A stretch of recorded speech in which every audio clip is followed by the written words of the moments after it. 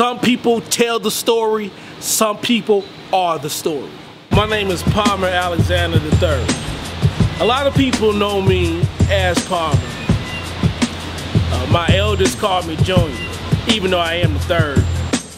Anyway, I write for the St. Louis American. I've been writing for them since 2004. I've been at this entertainment slash sports thing for the last 20 years.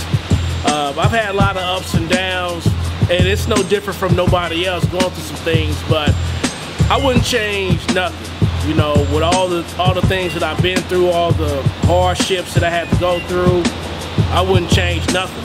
I mean, yeah, how I got into writing, I was doing a show on Charter called Chalk Talk, and basically, you know, I'm always surveying, you know, what's next, what's going on, where can I be able to, you know, find a niche.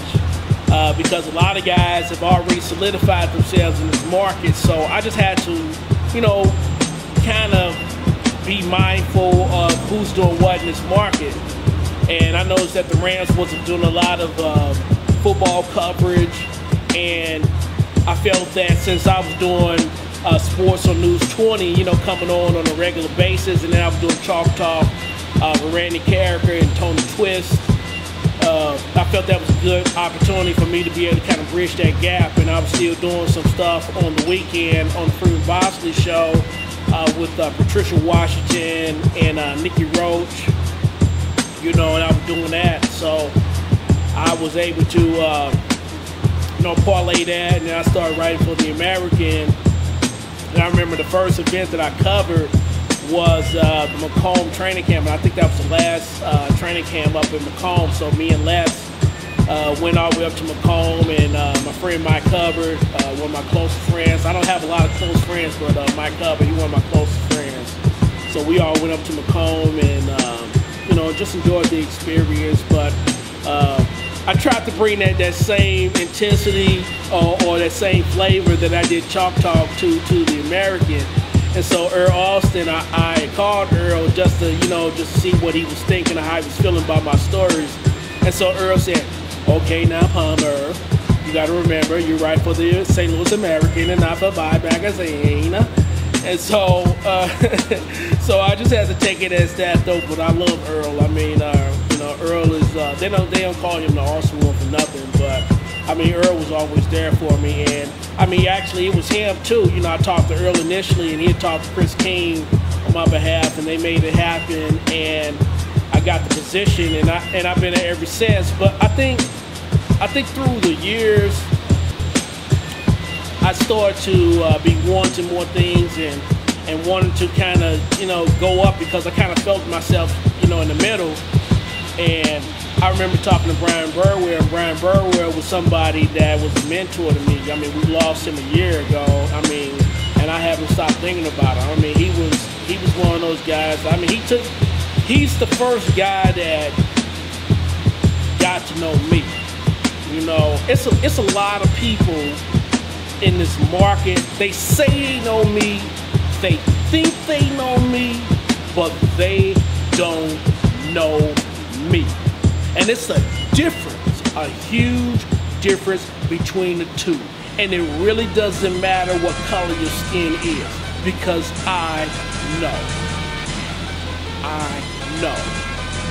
So Brian knew me, man. I mean, he put his arm around me, and, you know, he made me feel welcome. And I mean, matter of fact, while I'm on, the shouts out to Craig Black, aka Craig Shields, again, another brother from DC.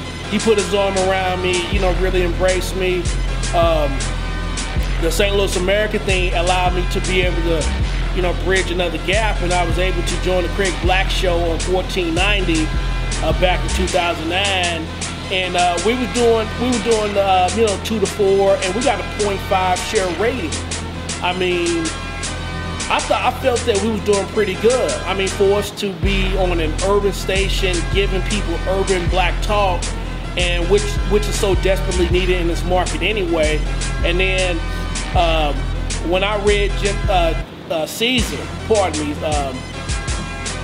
Dan Caesar, the Post-Dispatcher, when I read his media views and I saw the 1490 got a 0.5 share rating, I felt that was pretty good. I mean, you know, Tim McKernan was over at 1380, and basically they was running the commercials on 1490. The only way that I see that is that he was overselling the spots at 1380 and running the commercials on 1490, but none of the talent on 1490 was getting that money. All the talent had to, you know, pay for their own shit. Now, I understand that's his deal, that was all his money, but if that's the case, then you should have kept 1490 going to him, because there's a niche, you know, for urban talk. I mean, this market in St. Louis, how is it that you don't have urban talk?